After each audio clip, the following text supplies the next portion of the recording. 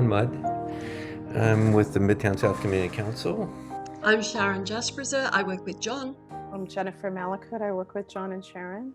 My name is Dan Pitchinson. I'm the Executive Director of Ryan Chelsea Clinton Community Health Center at 10th Avenue and 46th Street. I'm Lynn Wishart. I'm a volunteer with Fifth Avenue Presbyterian Church Homeless Ministries. Marion Harris, Community Liaison with Assemblymember Linda B. Rosenthal's office. Hi, I'm Minjung Park. I'm from Services for the Underserved. We have a shelter on 31st Street. Good morning, everyone. Franklin Richards with Councilmember Keith Power's office. Hello, my name is Asia. I'm the Community Relations Coordinator at Ryan Chelsea Clinton. But I'm from the 29th Street Neighborhood Association. I've been to quite a few of these meetings. Hello, my name is Charisma White. I work for the NYCCOC. I'm a voting member on the People with Lived Experience Board. I also do advocacy with Neighbors Together, Urban Pathways, Local, on the Safety Net Unit. And she's with the Midtown South Community Council too. Hi, I'm Susan Buttonweiser. I'm with the 26th Street Block Association. Hey, Maren. I work with Caitlin at Prescription Home. Hi, everyone. Rue from HelpNYC. Yeah, hey, everyone. I work with Aaron and Caitlin at Prescription Home. I'm just here to listen in and learn from everyone. Hi, good morning, everyone. My name is Angela. I work for Homeowner, SUS, Program Director. Our purpose, of course, today is for us to all come together and share knowledge, ideas and resources, and hopefully solve some issues. And we do that. We've solved many issues over the years, so let's hope we can keep doing that. We had an 8:30 policy meeting this morning, and everyone is welcome to that. It's at the same Zoom link that you have for the 9:30. We just carry on using the same Zoom link. We had a couple of topics. The first one was about the healthcare report that was carried out by Columbia Consulting Team, done for the Midtown South Community Council. And that actual Zoom presentation was carried out, I think it was it wasn't the 13th of May. It was earlier this year anyway, in 2021. And as a result of that, there's been a lot of discussion on where we go to next with that. And there are many solutions in the report. So we are going to have a movie or a blockbuster or a showing of that Zoom presentation next Wednesday evening at 5:30. The invitations are going out today, maybe tomorrow at the latest, and we're hoping that you might join us with that because there are some fabulous ideas and really good solutions that we can carry forward. And we hope as a group we might be able to solve some of those problems about the intersection of health and homelessness. So we also have a little PowerPoint coming up later on in the meeting, which we will show you, which is about this particular showing next Wednesday, but we won't do that now. We also talked about NILAG, which is a group of people that we worked on about medical respite beds. And there's some regulations, we're not sure whether it's state or city regulations about making medical respite beds into classifications of hospital, mainly because of the money that's associated with funding for medical respite beds. So as a group of people, we're going to try and find out what that means, what those regulations are and what the progress of those regulations, because the sooner we can have medical respite beds in that classification as hospitals, then the sooner we can get those medical respite beds for our people needing them, such as the homeless on the streets who go to hospital. They might have an infection or whatever, and they're released back onto the streets. And of course, then the vicious cycle, and they go back into emergency care. And of course, the costs increase. And if people have got a safe place to go to, such as a medical respite bed, then those sorts of problems are solved, and it's cheaper for the city, and it's much more humane. We also spoke about the volunteers that are needed for next Wednesday. If you would like to help us with the rollout of that movie blockbuster, then please let John and I know. That's next Wednesday. And then the other thing we spoke about was our meeting on September the 7th, which is the next meeting that hopefully you'll all be part of, and that is about medical respite beds. And it'll be an informative session about what they are, as I've just gave you a very brief outline of what it means. And hopefully some actions might come from that, and then where do we go to from there? And really that was about, and then we spoke about the housing voucher tool. So there's a group of us working on how we might do a workshop to help people needing housing and how they use their housing vouchers.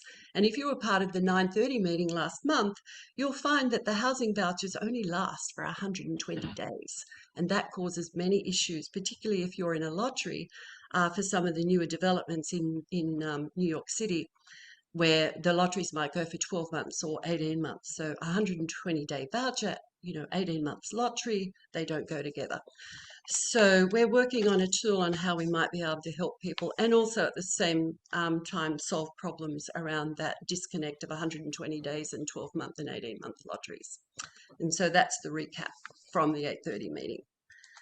And our next topic are some introductions. I know Natalie's not on here and I have an update from her. And just 2 points that she's asked me to read to you. She says, if you are behind in your rent due to COVID-19, rent assistance is here. The Emergency Rental Assistance Program covers up to 12 months of back rent. And if you want to go more, if you need more information, you can apply. I have the link here. I'll put it in the chat box in a little while. And there are organizations which are helping people in Manhattan. There's the Catholic Charities. I'll put the phone number in for that. And then there's the University Settlement also. The other dot point that she gave me was if you're having issues with your landlord and you want to form a tenant association in your building or you want to join the fight for tenants' rights, join the West Side Neighborhood Alliance. And they have an outreach day coming up on Thursday, August the 26th. And I have an email for that and also a phone number if you want it. So there's 2 points. If you're having trouble with rent, you need to go to the website that I'll give to you and some phone numbers. And also if you're having problems with your landlords, then, start a tenant association and Natalie will help you. So that was her updates. Dan, did you want to do your update from the Ryan Chelsea Clinic? Just really the update is that if you have individuals, as a federally qualified community health center, we take anybody here for primary care, dental care, optical care, regardless of their ability to pay. So we're at 645 10th Avenue. People can walk in to make appointments. It's hard for people to maintain housing if they don't have stable health care. So I'll put that in the chat box, the address. But that's it. Morning, everybody. My name is Tarik French. I'm from Target. I am the Assets Protection Outreach Coordinator for the New York metro area. Primarily, I focus in our stores where we notice there are higher populations of our homeless guests or guests suffering from mental health concerns or guests, young guests who are in need of support or guests who appear to be experiencing substance abuse issues. And what I do primarily is I spend 10 to 12 hours a day just trying to engage them in conversation, just so that I can build that relationship and then hopefully help refer them to shelters or programs or provide them with like basic needs, sometimes food and sometimes water, sometimes just an ear for them to, someone to talk to, just so that we can, make them feel safe where we are and make sure that everybody feels welcome in Target. Eric, I think you asked for it. I don't know if we got them to you, but did you get some street sheets from us? I did not get them. I would love them. We were supposed to connect, right, on that? Yeah. Okay, I've got boxes here, but okay, make sure we do that this week. I can run them over. Are you there a lot over at the location? Yep, 112 34th Street. That's me. 10th Street, 10th Avenue? 34th Street. Oh, 34th Street. Yep, Herald Square is where I spend most of my time. Okay. Great, thank you, Tarik. That's great work. It's very interesting to hear that Target is helping people who need help, particularly our homeless. Thank you. What made Target do that? Just because of the set up a whole program. It's a business. It's a corporation. You don't see that. So what was the impetus? It's something some of us have been doing for quite a while. I used to be a security executive for Target. I still sort of am. But when I worked on Long Island, I noticed, a lot of times if there was an incident, it was just easier to be nice to somebody. Like, instead of asking someone to leave, I'll buy you a cup of coffee and you can sit down and just relax. Sometimes it's too hot. Sometimes it's cold outside. Like just come inside, have a cup of coffee. I'll get you a sandwich. My only rule was just, you got to calm down then. If I get you something to eat, I get you something to drink, and you come inside and sit down, you got to calm down. And then we noticed that was working very well in a lot of our stores. They were safer, you know, there were many, like, fewer incidents. And that's when we decided, why don't we try to upscale this and see if we can do it on a bigger scale. Let's try Manhattan. And then my name fell into a hat and got pulled out of a hat, and here I am. Good. Congratulations. Yeah, that's very good. That's the story I Yeah. wanted you to tell. Human Great. touch. That's wonderful. Thank you. So the other update was a result of our last meeting. And if you remember, Letitia Wright from Housing Connect spoke to us about the about the lottery. And we did send all of our questions to Letitia, and in particular about the 120-day and the 18-month, etc. You know, it's very difficult for some people who are on very low incomes to get into the lotteries. They can apply, of course, but you know, actually being successful is difficult. So the update really is we've sent lots of questions. I think there was 20 or so. And we again asked just a couple of days ago, and it's what we've been told is that they've been channeled up to the director, but we haven't heard back. So we don't have any responses yet to all those questions that came in. So hopefully in September we might. If we get something that's, you know, really huge, then we'll let you know. Otherwise, we'll just keep trying. Thank you. The next stop point before we go to our guest speaker is about next Wednesday evening. We shall send out that invitation. It's starting at 5:30 and it's about the intersection of health and homeless. And it's the report that I mentioned in the 8:30 update. John's going to show us the little promo. It's only 2 minutes. And it gives you an idea of what next Wednesday is about. And Sharon put this together with Dan Simon, our videographer, and I thought it was excellent. So here it is.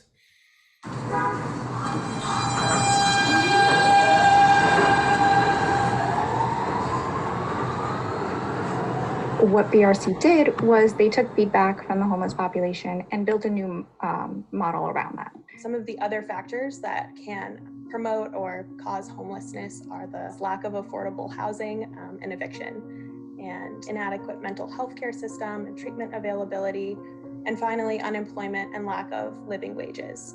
As we all know that U.S. healthcare system is fragmented, and the issue is more significant when it comes to healthcare for the marginalized population, such as homeless population. Not all the community members are really eager to allow homelessness prevention and these mitigation programs in their neighborhood, in their community and surrounding environment. So another issue mentioned by stakeholders was actually that medical providers were not well experienced on best care practices for homeless individuals beyond the medical setting, and they didn't provide sufficient post-care referrals. These include referrals for things like medical respite bed programs and shelters, for example. The two main reasons for the lack of referrals were, one, that physicians feel as though they don't really have enough time during each patient visit, and two, that they think it's actually outside the scope of their work to do so. The new components that they put into place included having private rooms, so not having to share with several other individuals. A low case manager to client ratio was established, which also allowed for the provision of more intensive social support. And there was unrestricted entry and access into the safe haven, which eliminated that curfew requirement that city shelters had, that certain members of the homeless population felt really restricted the independence that they would have otherwise had on the street.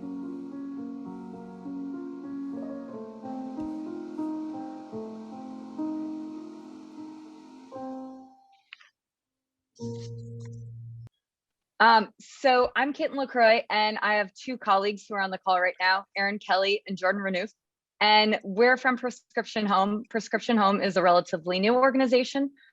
We were formed right before the pandemic started, and we were founded by former DHS and DSS employees who really see that the real barrier to solving homelessness isn't that we don't have the resources or we don't have the ideas or that we don't have the ingenuity in New York, it's that we don't have the political will.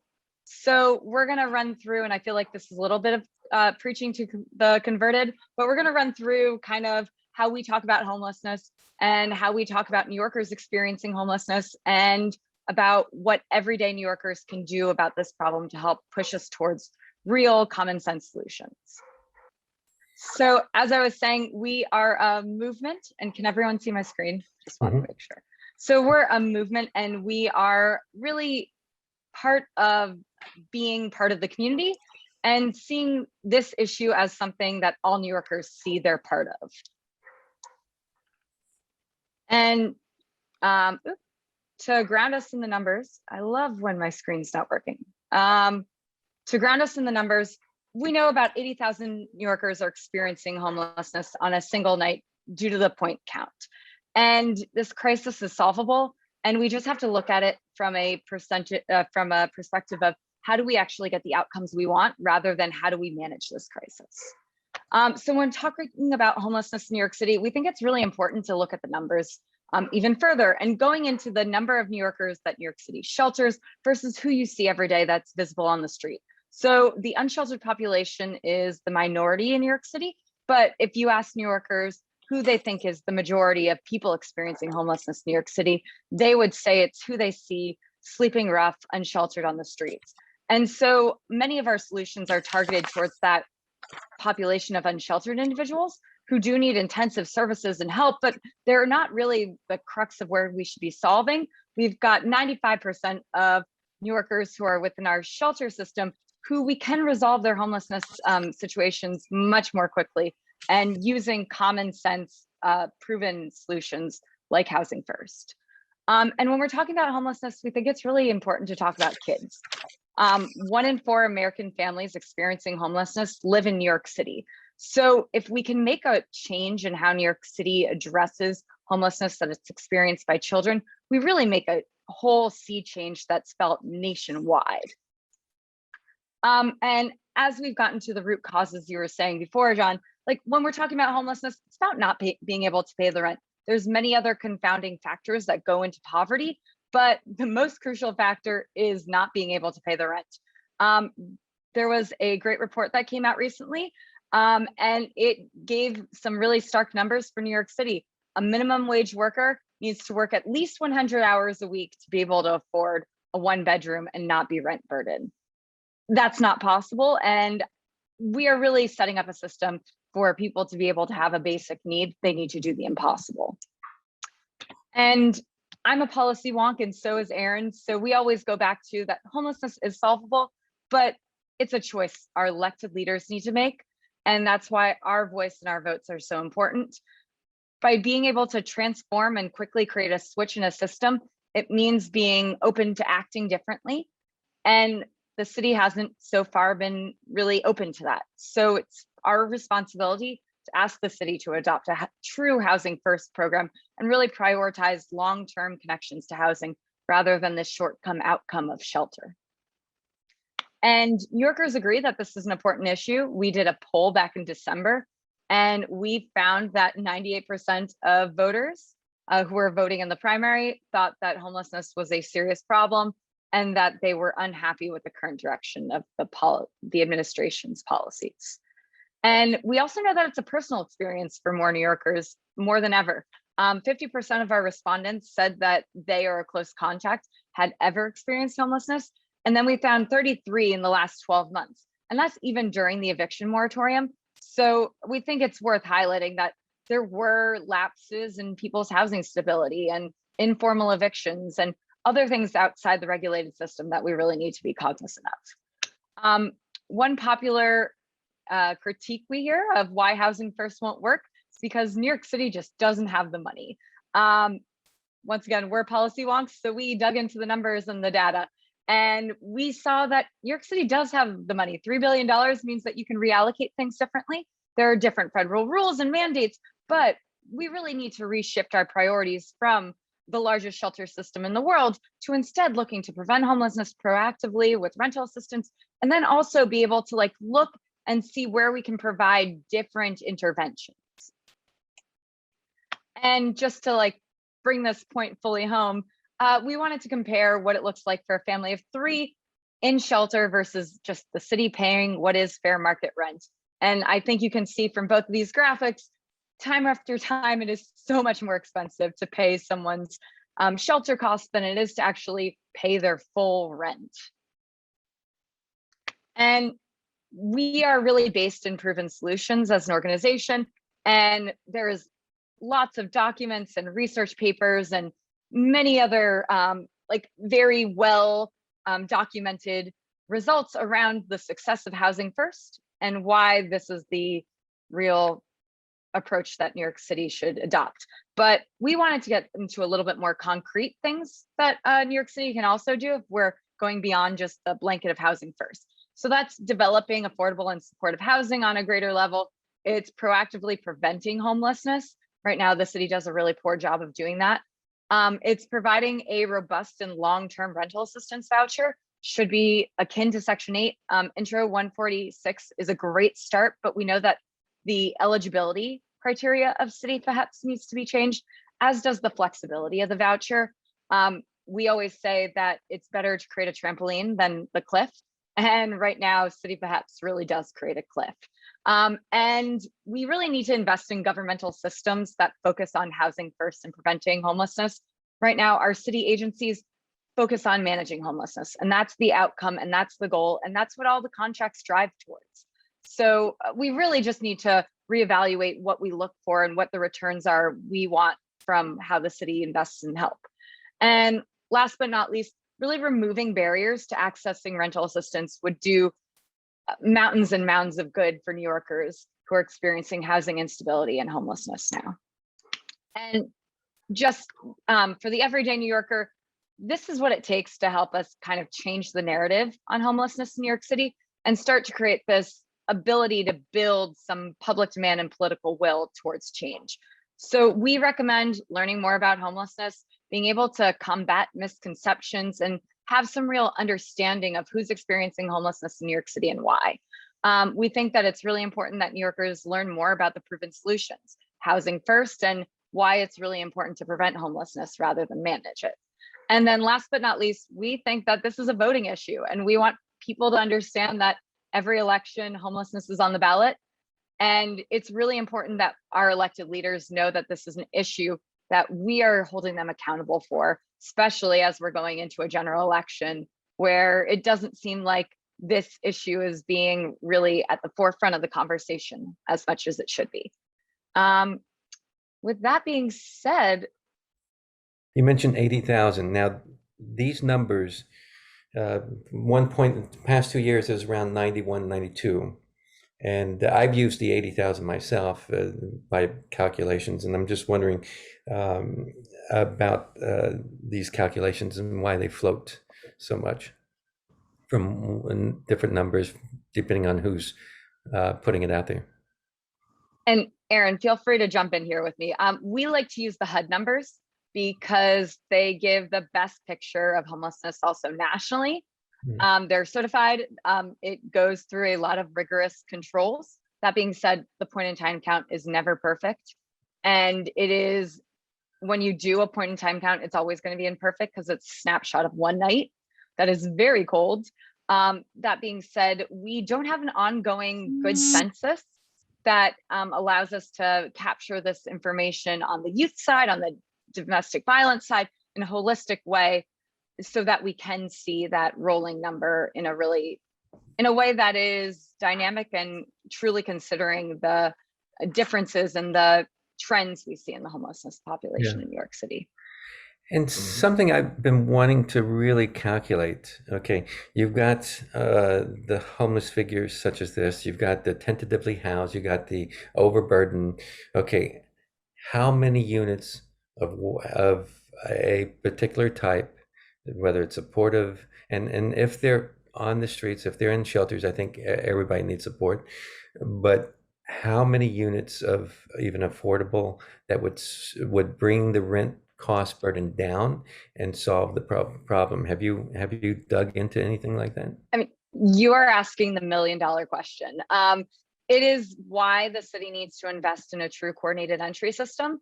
Right now, we have no idea from the New York City, and just to like microscope in for a moment, on the Department of Homeless Services level, they don't know for the people currently in the shelter system how many 1-bedrooms they need, how many 2-bedrooms they need, how many people need supportive housing of the whole universe. that's including families.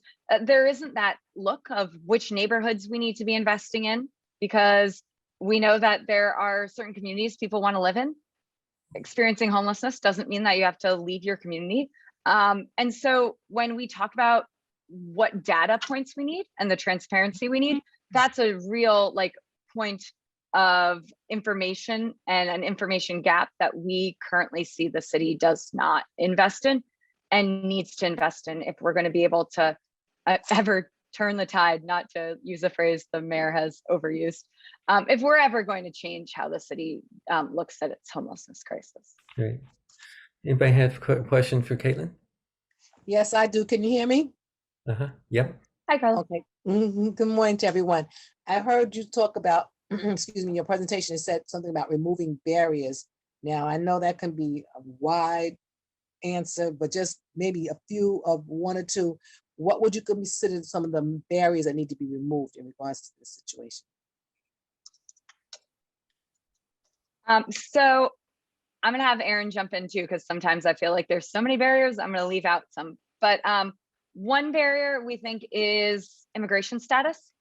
We think that it should be available to people regardless if you are a citizen, and we know that's a barrier.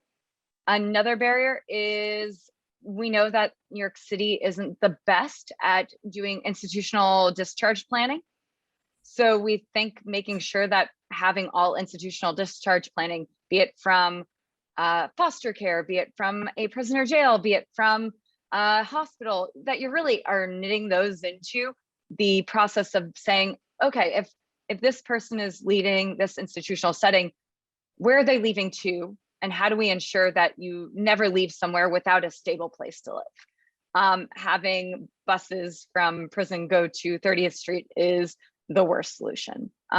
Aaron, what else am I leaving out of key barriers? I think also just where you can access certain benefits. So being able to directly get housing assistance at a community center, at a family center, senior center, at a hospital. And so just making that kind of barrier to entry as low as possible. And then there are, on the more bureaucratic side, definitely ways that documentation could be made easier, always trying to not completely eliminate, any need for kind of checks and balances, but also making that so that it's not, the barrier itself is not collecting the documents if that's something that, should be attainable for any sort of given person. Do you have a particular plan or a model or a particular outreach that you look towards as having a good model for us to follow? Part of the issue with Aftercare is that there's the idea that people need segmented services, but we've seen some of the best practices, especially things that are happening in Seattle. There's a very good program, and in Phoenix, there's also a very good program that look to knit people back into the wider community. Sometimes when an Aftercare program others people and is only available for people who have previously experienced homelessness, it really does alienate them, and it makes it more difficult to create a larger community. So ensuring that your Aftercare is not segmented as much, and it looks to integrate you in a community. It looks to bring people in. So Aftercare is case management. And so saying that you need particularly special case management for a certain amount of people for a short amount of time isn't helpful.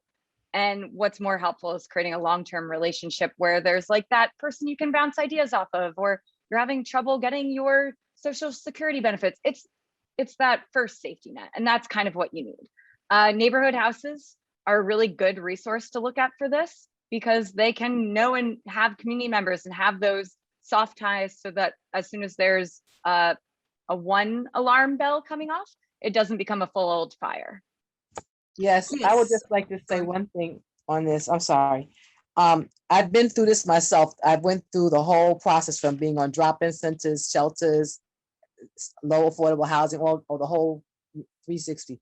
What I want to make sure is understanding. I hear to work with people, helping them with different issues. I understand that perfectly because I've seen it all myself.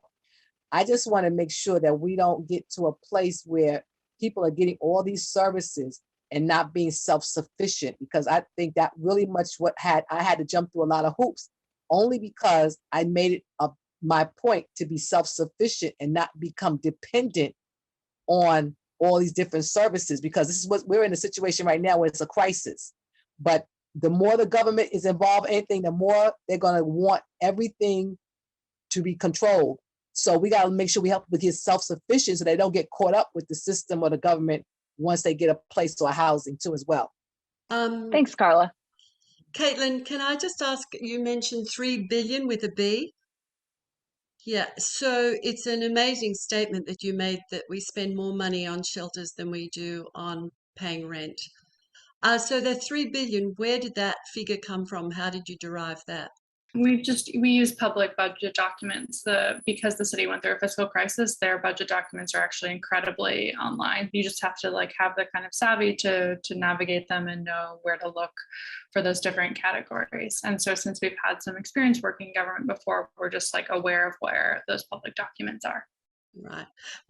The reason I ask is one of our members of Midtown South also found that same figure by looking at documents. So I was just wondering if you use the same thing. That's good. And talking about models, the Doe Fund, of course, which operates across the US and we have it here in New York, is an amazing supportive framework that's used to bring home people who've been incarcerated. And it's like a surrogate network. So people who don't have housing or homes or families of their own, that surrogate network is continued long after that they've been finished with the Doe Fund program. I know people personally who've been involved and they're still supported by the Doe Fund.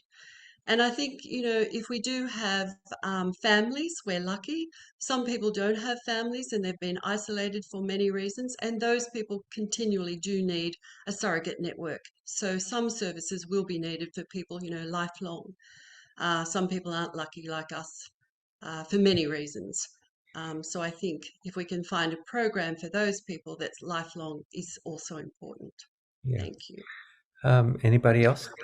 Questions? Main Chances here, Surana, they run a great program. Erica, they do some great work. So feel free to reach out to the whole network. And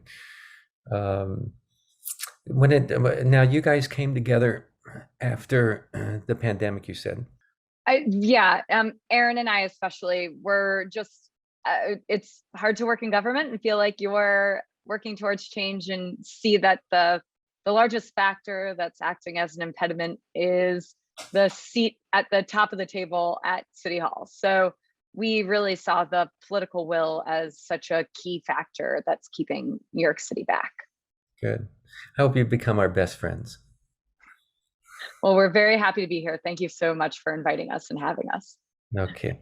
Where it makes sense for us, we as a 501c3 need to be careful sometimes with how we're interacting and where. And Rue spoke with my colleague Asia the other day, so I feel like we're getting to know each other. Oh, cool. But hey, Rue. Hi, Caitlin. Hi, Aaron. I actually spoke with Jordan. I'm Rue, and I'm the founder and co-founder and chair of HelpNYC, and we participated in the July Homeless Rights Coalition to elevate those with lived experience and who are currently in the shelter system, more specifically those who are in the hotels that are being transferred back to congregate settings, and to stop the transfers. My organization kind of took a more broader picture of actions. We did a lot of online campaigns. I wrote a letter calling the mayor out on Intro 146 that happily, I know it's not perfect, but 146 is going to be active or implemented September 1st. And then we also did a partnership with Animal Haven, who's a shelter in Soho, animal shelter in Soho, and they really advocate for co-sheltering animals with their owners who are homeless. And then we just did a state of the city. The numbers on Tarim, who is a communications associate, did a really thorough investigation on what the numbers are in the city right now. And those are all on our medium.com partnership. And the other members did actions like Shams led a march on Gracie Mansion. Housing Works, as I'm sure everyone is aware of because it was all over the news and social media, did a protest at City Hall. Trying to think of other partners. That's how we at HelpNYC got connected with HomeRx, is through that coalition. Where hopefully Maria and Sham started July Homeless Rights Month. We're hoping, I hope the coalition forms again next year and we make Homeless Rights Month awareness here in New York City every July of every year. But the work does not end now that it's August 3rd. We're still continuing following up with developments on our work, and you can follow us on Twitter, where the coalition is most active on Twitter by hashtag July Homeless Rights. And you can follow HelpNYC at WeHelpNYC. We'd love to partner with anyone who's on here. The comment that I did and the question I had for Caitlin, and I think we can talk more in depth about this in our partnership, is that peer-delivered services have been proven to really improve the outcome of homelessness, mental health concerns, medical concerns, domestic violence situations. How does peer-delivered services fit into the housing first model that you really advocate for? We do think that peers are important conduits of trust and able to really work in the system. When we're talking about housing first, it doesn't preclude peers. It's really just looking at like seeing housing as the first outcome. And then we think peers can be really important parts of the aftercare network and like ensuring that there's like the knitting back into the wider community.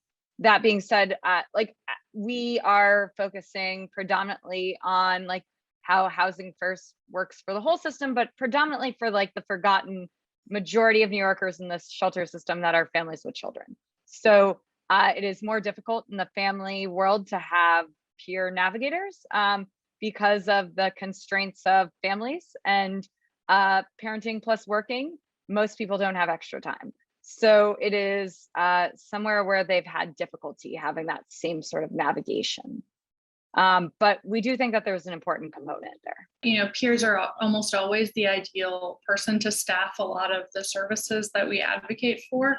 And I think we just are focused first and foremost on kind of like changing the structure of the system itself. But in terms of who gets hired, I think peers are always you know, some of the most ideal candidates for any given job. We're looking at Beth Israel as a possible way of introducing respite beds, and that's going to be part of the discussion in September at our next meeting. Thanks, John. All right, we're up to public concerns. Are there any raging concerns that we need to discuss right this minute? Are there other concerns we can delay for later? What are people's issues at the moment that we need to raise? We have some outreach here. If you have some highlighted points, it would be good to speak up. If you any community concerns, anybody that are experiencing issues of homelessness or landlord-tenant situation, this is open to you guys. Here we are on one end, working with trying to make sure we help people get housing and prevent them from being homeless. And then you have now on the other end where the government is enforcing people to go back to work, to their jobs where they can't. So now some of these people, they do not want to take a vaccine. You can't force anybody to take a vaccine, but they're saying they're going to force them. So if they force them and they decide that they don't want to take it and they end up not working because of it, they end up maxing out all their resources. So then we're going to have another population that could possibly be in a housing crisis because, you know, if you don't have any work or employment coming in, what's going to happen to you, you know? So this is a whole big another issue that's a mess that's getting ready to take place in our communities. if they don't do it and they don't want to, you know, be bothered with going through all that, whatever, they feel like, you know, you're trying to force us into making it a decision and they don't want to take it, then it's going to be a whole other issue probably coming, excuse me, on the horizon. So I think we got to be prepared for certain other things happening too as well. Is that what you're saying, that employers are saying that, or the governor's saying that? The employers, and actually the VA hospital is a government agency. So a lot of government agencies are enforcing this for their workers. Yeah. John, in the medical community, there are people who are hesitant about taking the vaccine as well. So it's not just Right. healthcare, just for clarification. You know. Yeah. Hesitant, but do you see them refusing? I believe health and hospitals is only at 60% vaccinated. So you've got 40% of people working in the city hospitals Okay. are refusing or Yeah. All right, we're just about ready to wrap up the meeting. As I said earlier, next Wednesday evening, we have our presentation of the intersection of homeless and housing that was put together by the Columbia Consulting Team for our council. And that's at 5:30. The invitations will be coming out today and tomorrow. It'd be really good if you could RSVP and let us know. And if anyone would like to help with the marketing of that or in any way behind the scenes, let us know. That would be really good to have you on board. And of course, our next meeting, the Homeless and Housing at 9:30, is next September. And that's going to be based on the medical respite beds. So it'd be great to have you all there for that, all the input we need for that to help people to be well cared for. And that's September the 7th. John, you have your hand up. Yeah, we have some interesting topics coming up. The Paris Foundation is educational for high school and middle school that reaches out to, broadly. We have a Penn Station expansion. I think this works within our work. They're looking to squash a lot of affordable housing and put up this commercial. And this is right after the hotel boom, and this is right after the Hudson Yards. So this is something that needs to be discussed. And there's some forums coming up about that too, with the coalition. And illegal hotels are a problem, of course. And the prison to shelter, which we had mentioned, I think needs to be really looked at and talked to. We've had some bail reform meetings and forums, and that bail reform is getting a lot of pushback, and the wrong narrative is out about the bail reform, and the bail reform causes a lot of people to be funneled into the prison pipeline and then into the shelter. Jen, did you want to talk about the urban farm that's now a jungle behind the community court in Midtown? We've been meeting either on Friday or Saturday to accommodate people's schedules. This week it'll be Saturday. We're generally there from about 10 till 1:30 or 2. We do spend an hour of that time enjoying lunch together, the fruits of our bounties, but we have we've donated, what would you say now, 500 bags of food, John? Let's see, we're probably at 300 pounds. Okay, 300 300 pounds. We have lettuces. We have all kinds of lettuces, radishes, carrots. We're going to be blooming out of our ears in tomatoes very, very soon. Eggplant. We've got grapes. We've got pole beans. We have sunflowers, herbs. So it's really. I'll send an email out today with pictures from last week. But it's very exciting. I was away for a week. And to go back and see that it's like 3 times bigger than it was before I left is really, really exciting. Yeah. And if you'd like to be on Jen's email list, pop your email into the chat now and she can include you on that. And if you want to be part of the team or at least call down, or you want some food delivered to your area, then let Jen know. Or if you have an organization that you know that would benefit from, our delivery service of food, that would be great.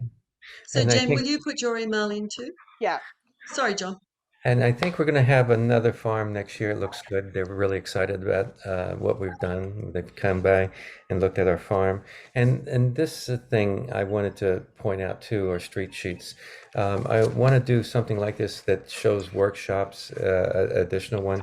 Metro Baptist is willing to help, and I'm looking for other people. It takes a lot of work. Basically, it's has to be bedded over a million times. And we got food sources, breakfast, lunch, and dinner at different places, uptown, midtown, and downtown. We've got shelters, drop-in, D signifies drop-ins. We got lots of resources here. It's really compact. I'd like to loosen it up a bit by having another work. I can take some of these items and put it on a workshop and work program brochure. I have boxes here. And I do 2,000 at a time in case there's some little changes, so it keeps it really tight. But if you want to distribute them, help distribute them, I'd love someone to kind of help manage this program. And so if you need it at your locations, Housing Works uses them. They really love them. DHS had over at 30th Street Men's Shelter. I was really excited about it. We have yet to get them more, but we did get them some. That we were in between printing. Great, thanks, John. And that was about the street sheets. That's what we've called them. So if you need any street sheets, let John know. John, I can't believe this. It's 10:31 and I think we're finished. So thank you, everyone. I shall leave. We'll leave this on just for a little bit longer if you need to copy some information from the chat box.